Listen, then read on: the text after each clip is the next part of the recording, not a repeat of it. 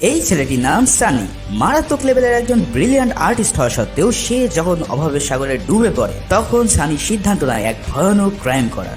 নিজ হাতের ডিজাইনের জাদুতে সে ভারতীয় 500 রুপির নোট হুবহু জাল করে ফেলে আর এরপর একের পর এক নোট ছাপিয়ে সে হয়ে ওঠে দেশটির প্রধান আতঙ্ক।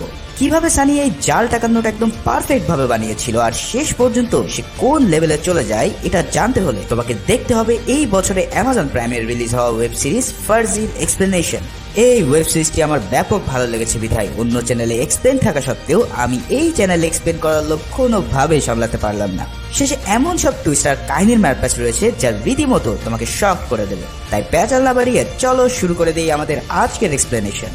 মুভির শুরুতে দেখা যায় কিছু লোক দুজন ব্যক্তিকে চোখ বেঁধে নিয়ে এসেছে জিজ্ঞাসাবাদ করার জন্য। এখানে তারা একটি 500 রুপির নোট দেখিয়ে বলে, বল এই জাল টাকা কে বানিয়েছে। এখানেই আমাদের সাথে পরিচয় হয় সানি নামের একজন আর্টিস্টের সাথে। কে এই জাল নোট বানিয়েছে আর কিভাবে বা বানিয়েছে সেটা জানতে আমরা মুভির ফ্ল্যাশব্যাকে চলে যাই। এখানে দেখা যায় সানি একজন মারাত্মক লেভেলের চিত্রকার। যে কোনো ধরনের পেন্টিং সে মুহূর্তের মধ্যে হুবহু নকল করতে পারে। ভ্যান গো থেকে শুরু করে লিওনার্দো দা ভিঞ্চি সবার পেন্টিং সে নকল করতে একদম ওস্তাদ। কিন্তু এই জামানায় এমন আর্টিস্টের কি আর কদর আছে? তাই সে সব কপি পেন্টিং খুব কম দামে সেল করে নিজের জীবিকা চালায়। এখানে আমাদের সাথে পরিচয় হয় সানির একমাত্র জিগরি দোস্ত ফিরোজের সাথে। এবার চলো এদের সম্পর্কে একটু বিস্তারিত জেনে নিই। বিস্তারিত ঘটনায় যাওয়ার আগে তোমাদের জন্য একটি সুখবর। 97 লাখের বেশি সাবস্ক্রাইবার নিয়ে বাংলা ভাষার অন্যতম ইনফোগ্রাফিক্যাল কন্টেন্ট ক্রিয়েটর আমাদের সবার পরিচিত মায়াজাল। তারা পবিত্র মাহের রমজানের পরবর্তী সময়টাতে মায়াজালের সাবস্ক্রাইবারদের মধ্যে থেকে প্রচন্ড আগ্রহী, পরিশ্রমী এবং ফোকাস কয়েকজন মানুষকে হাতে কলমে শেখাচ্ছে প্রফেশনাল ভিডিও এডিটিং, ইউটিউবিং এবং প্রিমিয়াম ভিডিও এডিটিং এর মাধ্যমে ফ্রিল্যান্সিং ক্যারিয়ার ডেভেলপমেন্ট। এ ব্যাপারে বিস্তারিত জানার জন্য ডেসক্রিপশন বক্সে এবং প্রথম কমেন্টের লিঙ্কে গিয়ে তোমরা ভিজিট করতে পারো। সানি এবং ফিরোজ ছোটবেলা থেকেই বন্ধু। সেই পিচ্চিকাল থেকেই সানি আঁকা আঁকিতে খুব ভালো ছিল, কিন্তু একদিন তার বাবা রেল স্টেশনে সানিকে রেখে পালিয়ে যায়। সেখানেই সানির সাথে পরিচয় হয় ফিরোজের। ফিরোজেরও আপন বলতে কেউই ছিল না, তাই তারা দুজন মিলে স্টেশনের প্ল্যাটফর্মে আঁকা আঁকি আর টুকটাক কাজ করে নিজেদেরকে চালিয়ে নিতে থাকে। সানির আপন বলতে এখন কেবল তার নানাই বেঁচে ছিল, যদিও তার নানার সাথে সানির কখনোই দেখা হয়নি। একদিন খোঁজ পেয়ে তার নানা সানিকে খুঁজতে স্টেশনে চলে আসে। সেখানে তার নানা সানিকে পেয়ে গিয়ে তাকে নিয়ে চলে আসে আর সেই সাথে সানি তার নানাকে অনুরোধ করে ফিরোজকে যেন তার সাথে নেওয়া হয়। নানা রাজি হয়ে গেলে ফিরোজ ও সানি দুজন মিলে নানার সাথে বড় হওয়া শুরু করে। এখানে সানির নানাও কিন্তু ছিল একজন ভালো আর্টিস্ট, সেই সাথে তার ক্রান্তি নামে একটা পত্রিকা ছিল। এখানে এসে সে সানিকে আরো ভালো করে আর্ট শেখাতে থাকে আর ফিরোজকে প্রিন্টিং মেশিনের উপর এক্সপার্ট বানাতে থাকে। দুজনেই এই দুই জায়গায় নিজেদের সেরা দিয়ে ক্রান্তি পত্রিকা চালাতে থাকে। কিন্তু এই ইন্টারনেটের যুগে এখন আর কেউ কাগজের পত্রিকা পড়ে না দেখে দিন দিন ক্রান্তি পত্রিকার বেচাকেনা একদম বন্ধ হয়ে যায় আর পুরো পত্রিকা অফিস পাহাড় সমান ঋণের মধ্যে ডুবে যায়। যাদের কাছ থেকে ধার নেওয়া হয়েছিল সবাই তাদের টাকা 2 মাসের মধ্যে ব্যাক দেওয়ার আলটিমেটাম দিলে সানির নানা পত্রিকা অফিস বিক্রি করে দেওয়ার সিদ্ধান্ত নেয়। কিন্তু সানি আর ফিরোজ বলে, যেভাবেই হোক আমরা এই পাওনা টাকা পরিশোধ করে ক্রান্তি পত্রিকাকে আবার জীবিত করব। তারা দুজনেই সেই পাওনাদারের কাছে সময় চায়, কিন্তু তারা আর কোনো সময় দিতে রাজি হয় না। সানি অনেক অনুরোধ করতে থাকে, কিন্তু সব চেষ্টা বৃথা হয়ে যাওয়ার কারণে সানি এবার ভাবতে থাকে কিভাবে এই দেনা শোধ করা যায়। তারা নিজেদের সবকিছু বিক্রি করার জন্য লিস্ট করতে থাকে, কিন্তু সব বিক্রি করলেও তাদের প্রয়োজনের 10 ভাগ টাকাও তারা ম্যানেজ করতে পারে না। এই সব দেখে ফিরোজ এবার আনিস নামের এক ফ্রেন্ডকে বিস্তারিত খুলে বলে। যেহেতু সানি যে কোনো কিছু নকল ডিজাইন মুহূর্তেই করতে পারে, তাই সে এক কপি ব্যবসায়ী যার নাম মানজা তার কাছে নিয়ে আসে। এই মানজা যে কোনো ব্র্যান্ড রিলিজ হওয়ার সাথে সাথেই তার ফার্স্ট কপি বাজারে সেল করা শুরু করে। এখানে মানজাকে সানির কথা বললে সে জানায় কোনো সমস্যা নেই, সানিকে দিয়ে সে কাজ করাবে। কিন্তু ওদিকে সানির মাথায় অন্য খেলা খেলতে থাকে। তার কথা হচ্ছে এইভাবে টাকা জোগাড় করতে করতে কয়েক বছর লেগে যাবে তাদের। তাই সে নিজ হাতে 500 রুপির ডিজাইন স্কেচ করে ফিরোজকে দেখিয়ে বলে, এই সব ছাড়, চল আমরা ডিরেক্ট টাকা বানানো শুরু করি। ফিরোজ এই ডিজাইন দেখে বলে, ভাই তোর কি মাথা খারাপ হয়ে গেছে? আমরা এই ঝামেলার জন্য ইল্লিগাল কাজে জড়িয়ে যাব, আর পুলিশ একবার যদি আমাদেরকে ধরতে পারে তাহলে আজীবনেও আমরা জেল থেকে বের হতে পারবো না। এছাড়া টাকা বানানো কি এত সোজা যে স্ক্যান করে প্রিন্ট করলে আমার হয়ে গেল? তখন সানি বলে, আরে এই নোট তো কোনো রক্তে মাংসের মানুষই বানিয়েছে, তাই না? দেখ আমি আর্ট ও ডিজাইন এক্সপার্ট, আর তুই প্রেস মেশিনে। তোর চেয়ে ভালো কাগজ কালি প্রেস মেশিনের কাজ এই অঞ্চলে আর কেউ করতে পারে না। তাই আমরা দুজন মিলে যদি ট্রাই করি নিশ্চিত এই ফেক নোট বানাতে পারবো। আর যা আমরা জানি না তার জন্য তো ইউটিউব রয়েছে। এই সব শুনে ফিরোজও কনভিন্স হয়ে যায় আর তারা শুরু করে জাল টাকা বানানোর মিশন। ইতিমধ্যে সানি পুরো নোটের উপর রিসার্চ করে ফেলেছে। 2006 সালের নভেম্বর মাসে ভারত সরকার 500, 1000 টাকার নোট ডিমনিটাইজ করে এক নতুন 500 ও 2000 টাকার নোট বাজারে ছাড়ে। আগের নোটের চেয়ে এই নতুন ডিজাইনের নোটে তারা হিউজ ডিজাইনের পরিবর্তন করে এবং সিকিউরিটি ফিচার অ্যাড করে। ডিজাইনের মাঝখানে রয়েছে মহাত্মা গান্ধীর পেন্টিং পোর্ট্রেট, ডান দিকে সেম পোর্ট্রেটের ইলেকট্রোটাইপ ওয়াটারমার্ক। এছাড়াও এখানে আছে কালার শিফটিং সিকিউরিটি থ্রেড, আর নিচে আছে কালার চেঞ্জিং কালিতে 500 রুপি লেখা। এর বাইরেও রয়েছে মাইক্রো লেটারের অসংখ্য ডিজাইন। গান্ধীজির কলারে রয়েছে ভারত ইন্ডিয়া লেখা মাইক্রো লেটার, যা হাই রেজলিউশন স্ক্যানার দিয়েও কপি করা সম্ভব না। কোনো ধরনের পূর্ব অভিজ্ঞতা ছাড়া এমন ডিজাইন করা যেন তেন কথা না, কিন্তু তাই বলে অসম্ভব না। এর জন্য কম্পিউটার নয়, প্রয়োজন হাতের ডিজাইন। আর ডিজাইন কপিতে সানি তো ছোটবেলা থেকে এক্সপার্ট, তাই সে বেশ কয়েকদিন ধরে প্রতিটা পার্ট নিজ হাতে আঁকতে থাকে এবং একটি খসড়া ডিজাইন করে ফেলে। ডিজাইন তো হয়ে গেল, এবার পালা প্রিন্টিং এ। আর প্রিন্টিং এ বস ফিরোজ তো রয়েছে। প্রিন্টিং এর জন্য প্রথম একটি দরকার মাস্টার ডাই, সেখান থেকে ডিজাইন কপি করে সেটাকে ফিক্স করা, আর এরপর করতে হয় ফ্র্যাকশন। এবার সেটাকে হাই এন্ড প্রিন্টিং দেওয়ার জন্য দেওয়া হয় ট্রিট, এবং পারফেক্ট রেজাল্ট করার জন্য করতে হবে বেক। এরপর পুরোটা ক্লিন করলেই মিলে যাবে ফাইনাল প্রিন্টিং ডাই। এবার তার উপরে কালার করার পালা, কিন্তু তাদের কাছে রয়েছে পুরাতন আমলের প্রিন্টার, যেটা মাত্র একবারে একটা কালি প্রিন্ট করতে পারে। তাই তারা 4টি কালিকে 4 বার প্রিন্ট করে সেই কাজ ছেড়ে নেয়। প্রিন্টিং এর পর শুরু হয় কাটিং। এখানেও পুরাতন আমলের ম্যানুয়াল কাটিং এর জন্য তাদেরকে হাত দিয়েই সেই কাজটি সেরে নিতে হয়। এরপর তারা মাত্র 10 টাকা দিয়ে কালার শিফটিং পেপার কিনে নিয়ে আসে, আর সেটাকে সিকিউরিটি স্ট্রিপ হিসেবে চালিয়ে দেয়। এখন প্রয়োজন সিরিয়াল নাম্বার বসানো। একই নাম্বার সব নোট হলে তো বিপদ, তাই ফিরোজ প্রতিটা নোটের জন্য আলাদা আলাদা সিরিয়াল নাম্বার বসাতে থাকে। আর এরপরেই তাদের এই ফেক নোট এবার পারফেক্ট আসল নোটের মতন দেখাতে শুরু করে। কিন্তু এভাবে একদম প্লেন নোট দোকানদারের কাছে দিলে সন্দেহ হতে পারে বিধায় সানি সেই নোটটিকে মুচড়ে চায়ের মধ্যে চোবায়, আর পরে সেগুলোকে শুকিয়ে তৈরি করে ফেলে কাঁচা হাতের পাকা নোট। এবার পালা এই ফেক নোট চালানোর টেস্টিং। ফিরোজ একটি 500 রুপির নোট নিয়ে চলে যায় লিকুয়ার শপে বিয়ার কেনার জন্য, কিন্তু সেই দোকানদার এই নোটটি হাতে নিয়ে পরীক্ষা করতে বুঝে ফেলে যে এটা একটা জাল নোট। ফলে সবাই মিলে তাদেরকে দৌড়ানি দিলে সানি ও ফিরোজ কোনো রকম সেই যাত্রায় নিজেদেরকে বাঁচাতে সক্ষম হয়। প্রেসে ফিরে এসে তাদের বানানো সব নোট পোড়াতে থাকে, কিন্তু সানি ঠিকই বের করে ফেলে যে এই আসল নোট যতই পারফেক্ট ডিজাইনের হোক না কেন, তা যদি আসল নোটের মতন হাতে নিয়ে ফিল না হয় তাহলে কট খেয়ে যেতেই হবে। কারণ মানুষ প্রতিনিয়ত নোট হাতে নিতে নিতে তাদের ব্রেনে অটো সেট হয়ে গিয়েছে যে আসল নোটের ফিল কেমন। তাই এখন কাজ হচ্ছে এমন পেপার খুঁজে বের করা যেটা আসল নোটের পেপারের মতন ফিল দেবে। দুজনে এবার বিভিন্ন জায়গায় গিয়ে খোঁজা শুরু করে সেই টাইপের কাগজ, কিন্তু কোনোভাবেই তারা আসল নোটের পেপারের মতন কাগজ খুঁজে পায় না। অবশেষে সানি একটি ম্যাগাজিনে 2 পাতা এক করার পর আসল নোটের মতন ফিল পায়, আর তারা বুঝে ফেলে যে এই 2টা কাগজকে জোড়া দিয়ে তারা নোট বানালে সেটা আসল নোটের মতন হয়ে যাবে। এবার তাদের প্ল্যান হলো এই পেপার দিয়ে একটাতে ফ্রন্ট ডিজাইন আর অন্যটিতে ব্যাক ডিজাইন করে দুটোকে জোড়া দিয়ে একটি নোট বানানো, যেটাকে বলা হয় স্যান্ডউইচ নোট। এর বাইরে কালার শিফটিং ইফেক্ট দেওয়ার জন্য তারা মেটালিক ইঙ্ক ও নর্মাল ইঙ্কের কম্বিনেশন করে সেই কাজটিও সেরে ফেলে। আর নোটটাকে কড়কড়ে করার জন্য এবার তারা ল্যাকার কোটিং ব্যবহার করে, ফলে এই নোটটি এবার হয়ে যায় একদম আসল নোটের মতন কড়কড়ে। একদম শেষে তাদের সেই চায়ে চোবানো ফর্মুলা ব্যবহার করে এই জাল নোট বানানোর ফর্মুলা শেষ করে। এই নতুন জাল টাকা নিয়ে আবারও দুজন হাজির হয়ে যায় অন্য একটি দোকানে সিকরা কেনার জন্য। ভয়ে ভয়ে সানি নোটটি দোকানদারের কাছে দেয়, আর ফিরোজ পিছন থেকে তার হাত ধরে থাকে যাতে যে কোনো সময় এক টান দিয়ে সে ভেঙে যেতে পারে। কিন্তু এবার তাদের বানানো নোটটি দোকানদারকে ফাঁকি দিয়ে দেয়, আর ফেক নোটের বিনিময়ে তারা পেয়ে যায় 1 বোতল বিয়ার। এই অসামান্য সফলতার পর দুজনেই পুরাই থ হয়ে পাগলের মতন ড্যান্স করতে থাকে, আর অবশেষে তারা আসল উপায়ে নকল টাকা বানাতে সক্ষম হয়। মুভির সিন এবার শিফট হয় নেপালে। এখানে মাইকেল নামের একজন স্পেশাল পুলিশ ইন্সপেক্টরের সাথে আমাদের পরিচয় হয়, যে কিনা মনসুর দালাল নামের ইন্ডিয়ার সবচেয়ে বড় কাউন্টার ফিটিং মানে জাল টাকার হোতাকে ধরতে এসেছে। মনসুর এখানে একটি গোপন মিটিং এর জন্য আসলে মাইকেল তাকে নেপালি পুলিশের সহায়তায় ধরে ফেলে, কিন্তু দেখা যায় তাকে অ্যারেস্ট করে নিয়ে যাওয়ার সময় মনসুরের লোকজন তাদের উপর অ্যাটাক করে বসে এবং মনসুরকে পুলিশের হাত থেকে বাঁচিয়ে নেয়। এখানে মাইকেল 6 বছর ধরে মনসুরকে ধরার চেষ্টা করছিল, কিন্তু প্রতিবারেই সে ব্যর্থ হয়। এদিকে মুভির প্রথম সিনে সানি আর ফিরোজকে যে জেরা করছিল সে ছিল আসলে মনসুর দালাল। সে সানিকে বলে এই নোট কে বানিয়েছে আর তোদের মেন সাপ্লায়ার কে, কারণ পুরো ইন্ডিয়াতে তার ইজারা ছাড়া এই জাল নোটের ব্যবসা করা সম্ভব না। এখন কিভাবে মনসুর তাদেরকে ধরলো আর কেনই বা তারা ধরা পড়লো এইসব ধীরে ধীরে তোমরা জানতে পারবে। এরপর আমরা দেখতে পাই একটি সরকারি অফিসে মেঘা নামের একজন সফটওয়্যার ইঞ্জিনিয়ার ও কাউন্টারফিটিং এর রিসার্চারকে। এখানে মেঘা ধান রাক্ষস নামে একটি ডিভাইসের প্রেজেন্টেশন দিচ্ছিল। এই ধান রাক্ষস মেশিনটি যে কোনো ধরনের জাল নোট শনাক্ত করতে সক্ষম। মেঘা সেখানে উপস্থিত সবাইকে জানায় এটা যে কোনো ডিভাইসে ইনস্টল করে ব্যাংক, শপিং মল বা মোবাইলে অনায়াসে ফেক নোট ধরে ফেলা যাবে। কিন্তু সেখানে উপস্থিত মিনিস্টার এসব কোনো কিছুতে ইন্টারেস্ট দেখায় না। অন্যদিকে মাইকেলও সেম সেমিনারে উপস্থিত হয় মিনিস্টারের সাথে দেখা করার জন্য।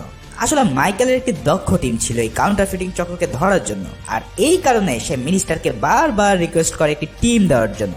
কিন্তু মিনিস্টার বারবারই তাকে বলে যে এই জাল নোটের বাইরেও ভাই দেশে বহু ক্রাইম আছে, এমন ছোট ছোট কাজের জন্য সে টিম স্যাংশন করতে পারবে না। হতাশ হয়ে মাইকেল এবার অন্য একটি পথ বেছে নেয়। সে তার কাছে থাকা মিনিস্টারের কিছু সেভি নোট পিকচার মিনিস্টারকেই পাঠিয়ে ব্ল্যাকমেল করা শুরু করে। মিনিস্টার অবশেষে বাধ্য হয়ে একটি নতুন ও এক্সপার্ট টিম স্যাংশন করে এই কাউন্টারফিটিংকে দমানোর জন্য। অন্যদিকে দেখা যায় সানি ও ফিরোজ মিলে যে জাল নোট বানিয়েছিল সেটা তার বন্ধু আনিসকে দেখায়। আনিস এই নোট দেখে পুরাই টাচকি খেয়ে যায় আর বলে, আরে কি জিনিস পয়দা করছো বন্ধু, এ তো বোঝাই যাচ্ছে না আসল নাকি নকল। এবার সে একটি পার্টির খোঁজ দেয় যে কিনা এলাকায় ফেক নোটের সাপ্লায়ার। ওখানে সানি আর ফিরোজ উপস্থিত হয় তাদের সাথে ডিল করার জন্য। প্রথমে ডিলার এই নোট দেখে খুব একটা পাত্তা দেয় না, কিন্তু পরে সানি দুটো 500 টাকার নোটের সাথে ওই জাল টাকা মিশিয়ে দিয়ে তাকে জাল নোট খুঁজতে বলে। কিন্তু বেচারা কোনোভাবেই কোনটা জাল নোট তা বের করতে পারে না। সানিতে এমন কনফিডেন্ট দেখে ডিলার প্রতি 500 টাকার নোটের জন্য 150 রুপি রিয়াল মানি অফার করে আর বলে তার 2 কোটি রুপি সাপ্লাই লাগবে নেক্সট 2 সপ্তাহের মধ্যে। এত বড় অর্ডার পেয়ে সানি সাথে সাথে রাজি হয়ে যায় আর ডিল ফাইনাল করে ফেলে। এখানে ডিলার সানির নাম জানতে চাইলে সানি নিজেকে আর্টিস্ট বলে পরিচয় দেয়। ডিল তো হয়ে গেল, কিন্তু এত নোট 2 সপ্তাহের মধ্যে কিভাবে তৈরি করবে তারা? এর জন্য তাদের প্রয়োজন আরো প্রিন্টিং মেশিন ও জনবল। আর কোনো উপায় না পেয়ে সানি ও ফিরোজ তাদের প্রেসের অনেক পুরাতন ও বিশ্বস্ত কর্মচারী ইয়াসির চাচাকে পুরো প্ল্যান বলে। চাচা তো পুরো এসব শুনে রেগে ফেটে পড়ে, কারণ তার নানা যদি জানতে পারে তারা এমন কাজ করছে তাহলে আজীবনের জন্য তাদেরকে ত্যাগ করবে। কিন্তু সানি তার আর্টের কারিশমা দেখালে চাচা নিজেও বুঝতে পারে না যে এই নোট নকল হয় কি করে। পরে সানি চাচাকে ভূগোল পড়াতে সক্ষম হলে সে জানায় এত প্রিন্টিং এর জন্য তাদের আরো 2টা অটোমেটিক মেশিনের দরকার। এছাড়া এই ক্রান্তি পত্রিকার অফিসে যদি তাদের কাজ করতে হয় তাহলে পুরো রাতের বেলায় সবার আড়ালে এই কাজটি করতে হবে। কিন্তু এত সব মেশিনারি কেনার জন্য তাদের প্রায় 10 লাখ টাকার মতন ক্যাশ প্রয়োজন। এই টাকা ম্যানেজ করার জন্য সানি আর ফিরোজ আবারও সেই লোন পার্টির কাছে যায় যার কাছ থেকে ইতিমধ্যে ক্রান্তি পত্রিকা টাকা ধার নিয়ে রেখেছে। সেখানে সানি তাদের কাছ থেকে হাই ইন্টারেস্টে 10 লাখ টাকা চায় এবং 2 সপ্তাহের মধ্যে ফেরত দেওয়ার কথা বলে সেখান থেকে টাকা ম্যানেজ করতে সক্ষম হয়। এই টাকা পাওয়ার পর শুরু হয় তাদের বড় স্কেলে জাল নোট বানানোর মিশন। বড় বড় প্রিন্টিং মেশিন তো তারা কিনে আনতে পারে, কিন্তু মেইন সমস্যা হলো পেপার। আর এই নোট বানানোর জন্য যে পেপার লাগবে সেটা হবে 45 GSM এর। ফিরোজ একটি পেপার কোম্পানিতে কল দেয় এই পেপারটি অর্ডার করার জন্য, কিন্তু তারা জানায় এই পেপারটি রেস্ট্রিক্টেড এবং এটা নিতে হলে নাম, ভোটার আইডি কার্ড আর কোম্পানির ট্রেড লাইসেন্স লাগবে। এখন যেহেতু তাদের কাছে সবকিছু নেই তাই একটা উপায় তাদের হাতে আছে, আর তা হলো ওই পেপারের কোম্পানিতে ডাকাতি করা। এই ডাকাতি করার জন্য ফিরোজ তার ক্লোজ বন্ধু আনিসের সহায়তা নেয় আর আনিসও তার গ্যাং নিয়ে পুরো পেপার হাউসের রেড দেয়। এরপর তারা 45 GSM এর পেপার খুঁজতে থাকে আর অবশেষে পেয়েও যায়। কিন্তু সানি বুদ্ধি করে অন্য সব জিএসএম এর কাগজগুলো চুরি করে নেয় যাতে তারা বুঝতে না পারে এই চুরির সাথে জাল নোট ছাপানোর কোনো লোক জড়িত। এবার তারা শুরু করে বিগ স্কেলে টাকা ছাপানো। এখন তাদের হাতে রয়েছে আধুনিক সব মেশিন, তাই দ্রুতই তাদের প্রথম ডেলিভারি 2 কোটি টাকা তারা ছাপাতে সক্ষম হয় আর সেটা ডেলিভারি দিয়ে পাওনা আসল টাকা নিয়ে নেয়। এদের কাজ দেখে ওই ডিলার এখন থেকে রেগুলার অর্ডার দেওয়া শুরু করে আর সানিরাও পুরো রাত এক করে হাজার হাজার ফেক নোট তৈরি করতে ব্যস্ত হয়ে পড়ে। তাদের সকল চাহিদা মিটে যাওয়ার পর ওই ফেক নোট দিয়েই তারা সেই পাওনাদারের টাকা পরিশোধ করে দিয়ে ক্রান্তি পত্রিকার অফিসের দলিল তার নানার কাছে ফেরত নিয়ে আসে। এত দ্রুত টাকা পরিশোধ করে দিয়েছে দেখে তার নানা সন্দেহ হতে থাকে, কিন্তু এখানেও সানি তাকে নিউট্রাল করতে সক্ষম হয়। এরপর সিন চলে যায় একটি রেস্টুরেন্টে। সেখানে সানি ও তার গার্লফ্রেন্ড ডিনার করার পর সানি তার জাল নোট দিয়ে বিল পে করে বের হয়ে যায়। ঠিক সেই সময় ওই সফটওয়্যার ইঞ্জিনিয়ার মেঘাও সেই রেস্টুরেন্টে উপস্থিত হয় ডিনার করার জন্য। বিল পে করে যখন সে টাকা ফেরত নেয় তখন সানি দেওয়া সেই জাল নোটটি মেঘার কাছে উপস্থিত হয়। সে নোটটা হাতে নিয়ে বুঝে ফেলে যে এটা হয়তো জাল নোট। তাই বাড়িতে গিয়ে সে এই নোটটিকে ধানরাক্ষস মেশিনে চেক করে, কিন্তু মেঘা পুরোই শকড হয়ে যায় যখন সে দেখতে পায় এটা জাল নোট হওয়া সত্ত্বেও তার মেশিন ডিটেক্ট করতে পারছে না। আসলে নোটটির সকল সিকিউরিটি থ্রেডগুলো এতটাই পারফেক্ট ছিল যে মেশিনও তার কাছে হার মেনেছে। এরপর আরো একটু রিসার্চ করলে ধরা পড়ে যে নোটটি একটি স্যান্ডউইচ নোট। এটা দেখে মেঘা বুঝে নেয় যে এই গ্রুপটি কোনো অর্গানাইজ কোনো গ্রুপ না, এদের কাছে কোনো দামি ইকুইপমেন্ট নেই, তাই তারা স্যান্ডউইচ নোট বানাচ্ছে। যা এদের আছে সেটা হলো মারাত্মক লেভেলের ট্যালেন্ট। এমন ফাইনেস্ট কাজ মেঘা এর আগে কখনোই দেখেনি। এবার দেখা যায় নতুন টিম পেয়ে মাইকেল সবাইকে ব্রিফ করছে কিভাবে এই জাল নোট স্মাগলিং হয় এই দেশে। সে জানায় জাল নোট যদি সঠিক মার্কেটে পৌঁছাতে না পারে তাহলে এর কোনো মূল্য নেই, ফলে আমাদের কাজ হবে মার্কেটে জাল নোট ঢোকার আগে সেটা বন্ধ করা। এখানে মাইকেলের প্রধান টার্গেট থাকে মনসুর দালাল, সেই সাথে জিতু কাকা ও তার মেইন ডিস্ট্রিবিউটর বিলাল। এবার এদেরকে টার্গেট বানিয়ে এই টিম মাঠে নেমে পড়ে। অন্যদিকে মেঘা দেখতে পায় এই নতুন ডিভাইস নিয়ে সরকার কোনো রকম মাথা ঘামাচ্ছে না, তাই মেঘা ফ্রাস্ট্রেটেড হয়ে মাইকেলকে মেল করে তার ডিপার্টমেন্টে জয়েন করার জন্য। মাইকেলও তার ট্যালেন্ট দেখে মেঘাকে টিমে নিয়ে নেয়। এদিকে সানিদের কাছে এবার এক বিশাল অর্ডার আসে পাশের স্টেটের একজন এমএলএ এর কাছ থেকে। এই জাল টাকা দিয়ে সে নির্বাচনের কাজ চালাবে, তাই ডিলারের মাধ্যমে সে আর্টিস্টকে নক দেয়। সামনাসামনি দেখা করে তাকে 20 কোটি রুপির জাল নোট বানানোর অর্ডার দিয়ে বসে। কিন্তু এখানে এই ডেলিভারি তাদের নিজেদেরকেই করতে হবে সুরাটে গিয়ে। এই কথা শুনে সানি রাজি হয় না, কিন্তু কি আর করা, কাঁচা টাকার লোক তো আর চাইলেই ফেলা যায় না। এবার এত বড় অর্ডারের জন্য ইয়াসির চাচার কাছে আসলে সে বলে আমাদের কাছে এত নোট ছাপানোর জন্য পেপার নেই, তাই সেই 45 GSM এর পেপার তাদের এখন খুব প্রয়োজন। এখন বারবার তো আর ডাকাতি করা যায় না, তাই না? তাই এবার তারা একজন মৃতপ্রায় লোককে ধরে নিয়ে এসে তার নামে কোম্পানির রেজিস্ট্রেশন করে এবং লিগ্যাল ভাবে পেপার কিনে কাজ শুরু করে দেয়। ওদিকে দেখা যায় মেঘা এই অফিসে জয়েন করেছে ঠিকই, কিন্তু তার হাতে কোনো কাজ নেই। এবার মেঘা সানির বানানো নোটটি মাইকেলকে দেখিয়ে বলে, স্যার এই নোটটি যে বানিয়েছে সে একজন টপ নচ আর্টিস্ট, তার কাছে যদি ভালো কোনো প্রিন্টিং টেক থাকে তাহলে সে আমাদের জন্য হুমকি হতে পারে। কিন্তু মাইকেল বিষয়টাকে খুব একটা গুরুত্ব দেয় না, তার কথা আগে মনসুরকে ধরতে হবে। কিন্তু এইসব শুনেও মেঘা দমে যায় না। সে ওই রেস্টুরেন্টের চারিপাশে যত প্রিন্টিং কারখানা আছে তা লিস্ট বের করে নিজ উদ্যোগে একটি রেড পরিচালনা করে মাইকেলের কোনো পারমিশন ছাড়াই। বিভিন্ন প্রেস খুঁজতে খুঁজতে সে এসে পড়ে সানিদের প্রেসে। সানিরা তখন প্রেসের মধ্যে টাকা ছাপানোর কাজে ব্যস্ত ছিল। বাইরে পুলিশ দেখে ইয়াসির চাচা কোন রকম তাদেরকে দেরি করাতে থাকে, আর ভিতরে সানি ও ফিরোজ মিলে পুরো প্রেস ক্লিনিং এর কাজ করতে থাকে। কিন্তু চাচা বেশিক্ষণ তাদেরকে আটকে রাখতে পারে না, আর মেঘা ফোর্স নিয়ে চেকিং এর জন্য ভিতরে ঢুকে পড়ে। তারা প্রায় ধরা পড়েই যাবে, ঠিক সেই সময় মাইকেল মেঘাকে কল দিয়ে ঝাড়ি দিতে থাকে যে তাকে না জানি এমন স্টুপিড রেড দেওয়ার জন্য। মেঘাও আর কোনো চেক না করে দ্রুত অফিসের দিকে রওনা দিলে একটুর জন্য আর্টিস্ট বেঁচে যায়। এবার নোট ছাপানো হয়ে গেলে ফিরোজ আর সানি একটি গাড়ি নিয়ে বের হয়ে পড়ে সুরাটের উদ্দেশ্যে। পথের মধ্যে তাদের গাড়িতে পুলিশ রেড দিয়ে বসে, কিন্তু আগে থেকেই সানি প্ল্যান করে কিছু মদের বোতল গাড়িতে রেখে দেয় যাতে পুলিশ মদের বোতল দেখে ওটা নিয়ে ক্যাচাল করে। হয়ও ঠিক তাই, বিদেশি মদের বোতল ক্যারি করার জন্য তাদের কাছে 30,000 টাকা নিয়ে পুলিশ ছেড়ে দেয়, আর তারাও হাসতে খেলতে জাল নোট ক্লায়েন্টের কাছে পৌঁছে দেয়। এমন সফলতার পর তারা আনন্দে পার্টি করতে থাকে, কিন্তু এই আনন্দ কিছুক্ষণের মধ্যেই বিলীন হয়ে যায় যখন তারা দেখতে পায় তাদের নানা ইতিমধ্যে এই কুকর্ম জেনে গিয়েছে। তার নানা প্রচুর কষ্ট পায় এবং রাগ করে সানি ও ফিরোজকে এই ক্রান্তি প্রেস থেকে বের করে দেয়। এখান থেকে বের হয়ে গিয়ে সানি আবারও তার আগের সে আর্ট কপির কাজে নেমে পড়ে। সেখানে ইয়াসির চাচা তার সাথে দেখা করতে আসলে সানি জানায় কেন যেন তার মধ্যে এখনো এইসব কুকর্মের জন্য গিল্ট ফিল হচ্ছে না। আসলে টাকার লোভ তাকে এমন ভাবেই ধরে বসেছে যে ভালো মন্দের পার্থক্য সানি প্রায় ভুলতে বসেছে। এরপর সানি একদিন নিউজ পায় যে তার নানাকে হুট করে পাওয়া যাচ্ছে না। সানি ও ফিরোজ মিলে থানায় যায় পুলিশকে ইনফর্ম করার জন্য, কিন্তু পুলিশ তাদের তৎক্ষণাৎ সাহায্য না করায় সানি পুলিশের উপরে চড়াও হয়ে পড়ে। ফলে সানি ও ফিরোজকে পুলিশ অ্যারেস্ট করে নেয়। এর কিছুক্ষণ পর ইয়াসির চাচা এসে তাদের জামিন করিয়ে নেয় আর জানায় তার নানা আবার ফিরে এসেছে। আসলে ইদানিং তার নানার সবকিছু ভুলে যাওয়ার রোগ হয়েছে, ফলে কিছুদিন আগে তাদের কুকর্মের কথাও সে ভুলে যায়, আর সানিকে দেখে সে অনেক খুশি হয়। এই সুযোগে সানিও পণ করে বসে যে এই সব ধান্দাবাজি ছেড়ে সে আগের কাজে মন দেবে। তাই সানি ও ফিরোজ আবারও তাদের ক্রান্তি পত্রিকায় কাজ করা শুরু করে দেয়। এদিকে মেঘার আবিষ্কার করা ধানরাক্ষস ডিভাইসটি অবশেষে মিনিস্ট্রি অ্যাপ্রুভাল পায় এবং সেটা পুরো দেশের ব্যাংক, ক্যাশ মেশিন, দোকানে ইনস্টল করার নির্দেশ দেয়।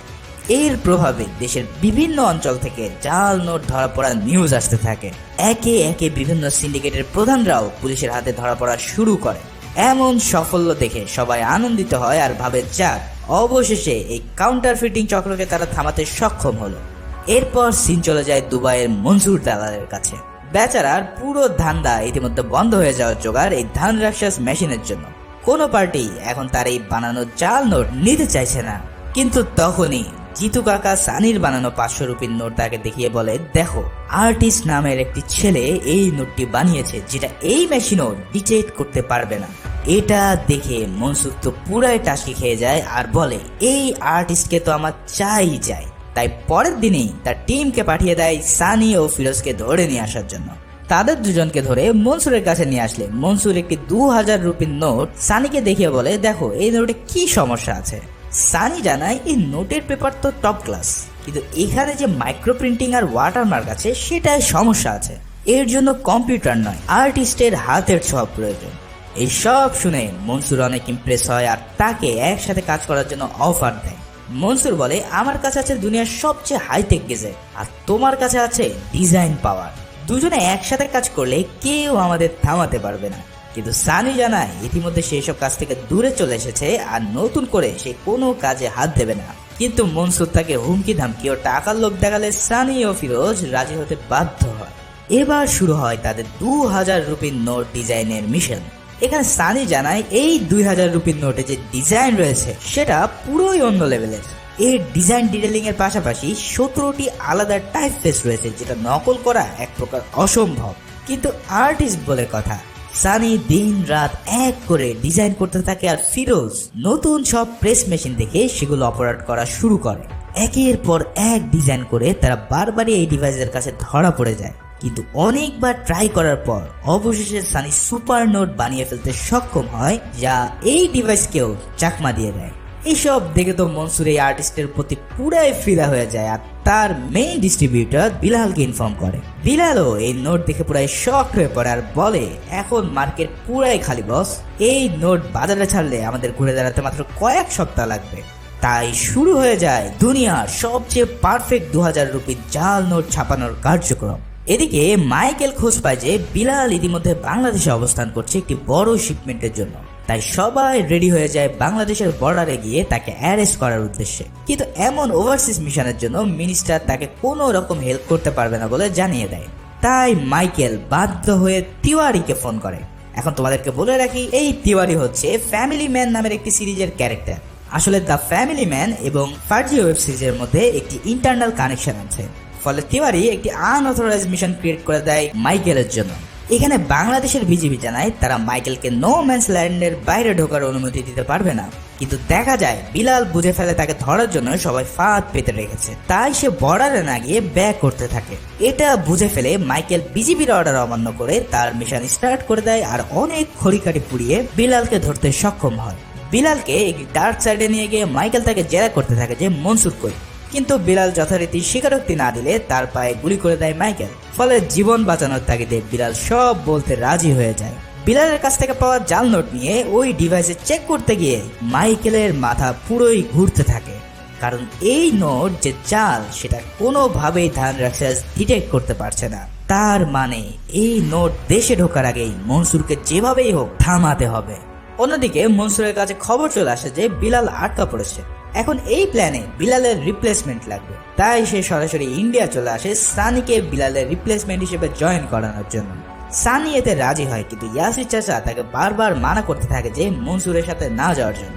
এখানে সানিকে অনেক উগ্র দেখায়, কারণ টাকার লোভ এখন তার পা থেকে মাথা পর্যন্ত জমে গিয়েছে। যেহেতু তাকে বড় পদে অ্যাপয়েন্ট করা হয়েছে, তাই সানি এবার মেঘাকে টার্গেট করে, কারণ মেঘার সাথে ভাব জমাতে পারলে সে এই কাউন্টার ফিটিং টিমের সকল ইনফরমেশন আগে ভাগে পেয়ে যাবে। কয়েকদিন মেঘার সাথে কথা বলে সানি তাকে পটিয়ে ফেলে। মেঘার একটি থাকার জন্য বাড়ির প্রয়োজন ছিল, তাই সানি তাকে সুন্দর একটি বাসা খুঁজে দেয়। সেখানে সানি একটি জরুরি কল করার জন্য মেঘার ফোন ইউজ করতে চায়। মেঘা তার ফোন সানিকে দিলে সানি সেখানে ম্যালওয়্যার ইনস্টল করে দেয়, যাতে এখন থেকে সে মেঘার ফোনে যত কল রেকর্ড, SMS বা ছবি থাকবে সব কিছুর অ্যাক্সেস নিতে পারে। একদিকে সে প্রেমিক সেজে মেঘার সাথে ডেটিং মারে, আর অন্যদিকে তার টিমের সকল খবর সানি আগে ভাগেই পেয়ে যাওয়া শুরু করে দেয়। এদিকে বিলালকে দেখা যায় সে সব কিছু স্বীকার করছে, কিন্তু সানি মানে আর্টিস্টের এক্সাক্ট ডিটেলস সে দিতে পারে না। তখন বেলাল তার এক ক্লোজ চামচাকে গুপ্তচর বানায়, যাতে মনসুরের ওখানে কি হচ্ছে সেটা যেন মাইকেলকে সে দিতে পারে। এভাবে বিলাল একটা মেসেজ পায়, আর সেখানে বলা হয় এবার 12,000 কোটি টাকার এক বিশাল বড় জাল নোট ইন্ডিয়াতে আসতে চলেছে। এটা শুনে তো মাইকেলের মাথা পুরোই ঘুরে যায়, কারণ এত টাকা যদি ইন্ডিয়ায় ঢুকে পড়ে তাহলে এই দেশের অবস্থা পুরোই খারাপ হয়ে যাবে। তাই পুরো টিমকে হাই অ্যালার্ট করে দেওয়া হয়, সবাই ইন্ডিয়ার প্রতিটি বর্ডারে নজরদারি করতে থাকে। এদিকে সানি মেঘার কাছ থেকে ইনফর্ম পায় যে কোন এলাকায় আজকে রেড হবে, আর অন্যদিকে বিলালও তার ইনফরমার দিয়ে খোঁজ পায় যে মনসুর এই নোট দেশের কোন অংশ দিয়ে নিয়ে আসার প্ল্যান করছে। এভাবে দুই পক্ষের খবর বারবার লিক হয়ে যাচ্ছে দেখে সানি মনসুরকে বলে আমাদের মধ্যে নিশ্চয় কেউ গোপনে সব তথ্য ফাঁস করছে।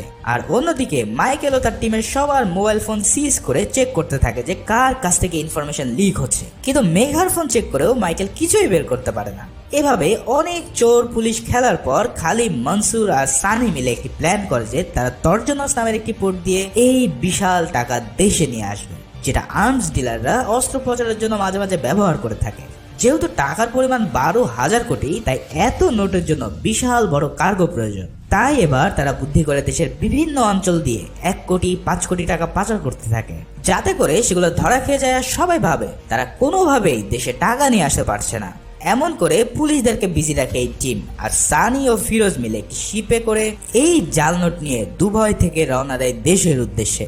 কিন্তু পোর্টে নোঙ্গর করার আগেই তারা জেনে যায় যে এখানেও পুলিশ চেকিং করছে, ফলে এদিকে ঢোকার পথও বন্ধ হয়ে আছে। তাই অনেক বুদ্ধি করে তারা একটি প্ল্যান করে ফেলে। প্রথমে তারা এই পুরো টাকার কন্টেনারে একটি জিপিএস সেট করে তা মাঝ সমুদ্রে ফেলে দেয়, আর খালি জাহাজ পাঠিয়ে দেয় মুম্বাইয়ের সি পোর্টের দিকে। পুরো দেশ যখন এই ভৌতিক জাহাজ নিয়ে ব্যস্ত, তখন অন্য একটি টিম পানি থেকে সেই কন্টেনার তুলে আনে, আর অবশেষে পুরো 12,000 কোটি টাকা অক্ষত অবস্থায় মনসুরের গোডাউনে নিয়ে আসতে তারা সক্ষম হয়। এই অভাবনীয় সফলতার পর সানি ও ফিরোজ তাদের ল্যাভিশ জীবনযাপন করতে থাকে। মদ পার্টি এসব করে তাদের দিন ভালোই কাটছিল। এদিকে সানির মনে হয় যে যেহেতু সব কাজ শেষ, তাই সে মেঘার ফোন থেকে ওই ম্যালওয়্যারটি ডিলিট করে দেয়।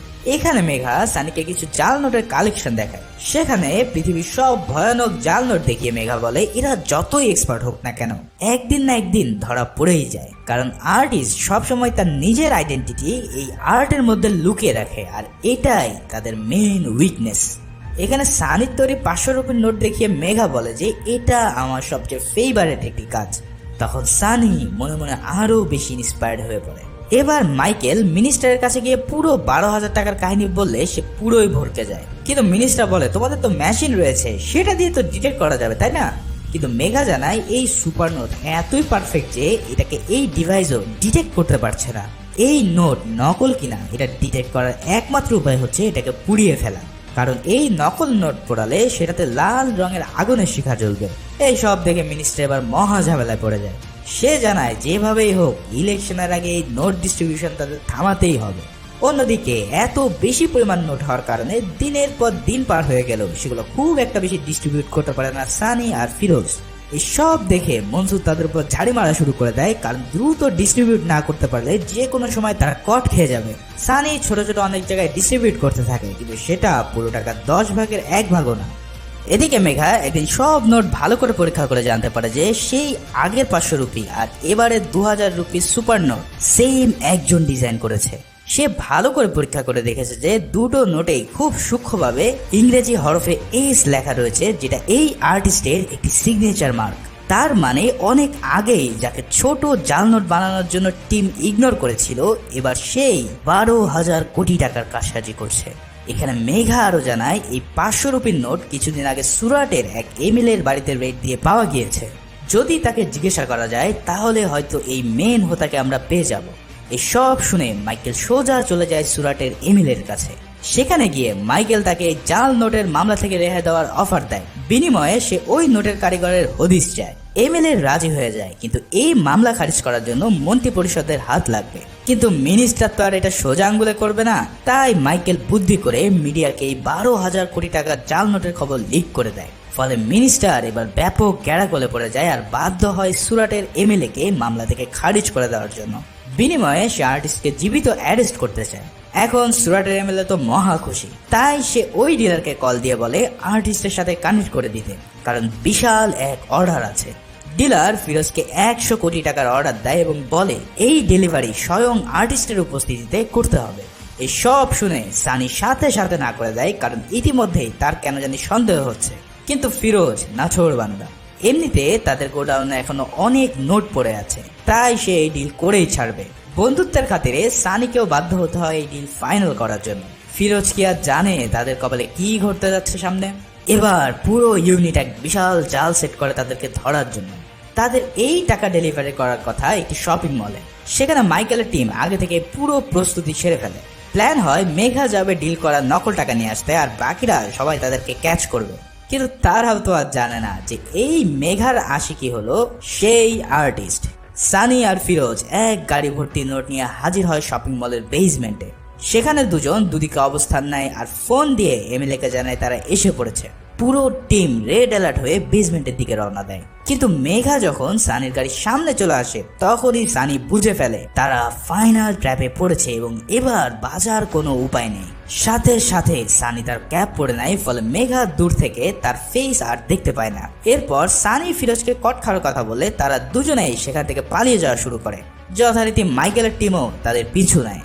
একসময় সানি ও ফিরোজ ফেসে গেলে তারা ড্রেস চেঞ্জ করে একটি ক্লিনিং সার্ভিসের ম্যান হিসেবে রূপ নেয়। সেখানে মাইকেল তাদেরকে আটক করে তাদের কোম্পানির কার্ড দেখতে চায়। আগে থেকে সব সেট করা ছিল বলে সানিও তাদেরকে কার্ড দেখায়, কিন্তু তাদেরকে সন্দেহ করে আরো জেরা করতে চাইলে সানি গাড়ি নিয়ে মাইকেলকে ধাক্কা দিয়ে বের হয়ে চলে যায়। এবার তারা দুজন মেইন রোডে চলে আসে ধাওয়া খেতে খেতে। কিছু দূর যাওয়ার পর জ্যামে তাদের গাড়ি আটকা পড়ে। এক পর্যায়ে জ্যাম ছেড়ে দিলে তারা দেখতে পায় চারিদিক থেকে পুলিশ তাদেরকে প্রায় আটক করে ফেলেছে। ঠিক সেই সময় সানি বুদ্ধি করে ফিরোজকে বলে সব নোটগুলো বাইরে উড়িয়ে দিতে। কচকচে 2000 টাকার নোট ফিরোজ বাতাসে উড়িয়ে দিলে সাধারণ আমজনতা তাদের গাড়ি থামিয়ে এই নোট কোড়াতে শুরু করে। আর এই সুযোগে সানি ও ফিরোজ সেখান থেকে চম্পট দিতে সক্ষম হয়। এমন বড় ধামাকা হওয়ার পর মিনিস্টার পুরাই ফ্রাস্ট্রেটেড হয়ে পড়ে আর মাইকেলকে বলে এই নাটক দ্রুত বন্ধ করতে। মাইকেল এবার পুরো নিউজ মিডিয়াতে মনসুরের ডিটেলস ফাঁস করে দেয় আর এটা দেখে মনসুর পুরাই পাগলা হয়ে পড়ে। এছাড়াও মাইকেল একজন স্কেচ আর্টিস্টকে ডেকে নিয়ে আসে সানির ছবি বানানোর জন্য, কিন্তু সেটাতেও খুব একটা কাজ হয় না। পরে তার টিম ঝাপসা সিসিটিভি ফুটেজ থেকে আর্টিস্টের ছবি ডিকোড করতে থাকে। অন্যদিকে মনসুর তার গ্যাংকে অর্ডার দেয়, যেহেতু সানি তাদের ব্যাপারে সব জানে তাই তাদেরকে এক্ষুনি খতম করে দিতে হবে। এই ইন্টেল পাওয়ার পর মনসুরের টিম সানিকে ফোন দেয় আর বলে মনসুর ভাই তাদেরকে সেফ হাউসে নিয়ে যেতে বলেছে। এই সব শুনে সানি ও ফিরোজ তাদের সাথে দেখা করে আর সেফ হাউসের দিকে রওনা দেয়। কিন্তু সেইখানে যাওয়ার পর দুজনেই জানতে পারে যে তাদের এখানে ডাকা হয়েছে খতম করার জন্য। জিতু কাকারা তাকে খালাস করতেই যাবে, ঠিক সেই সময় আনিস তার মোটরসাইকেল গ্যাং নিয়ে হাজির হয় আর সানি ও ফিরোজকে রেস্কিউ করে নিয়ে আসতে সক্ষম হয়।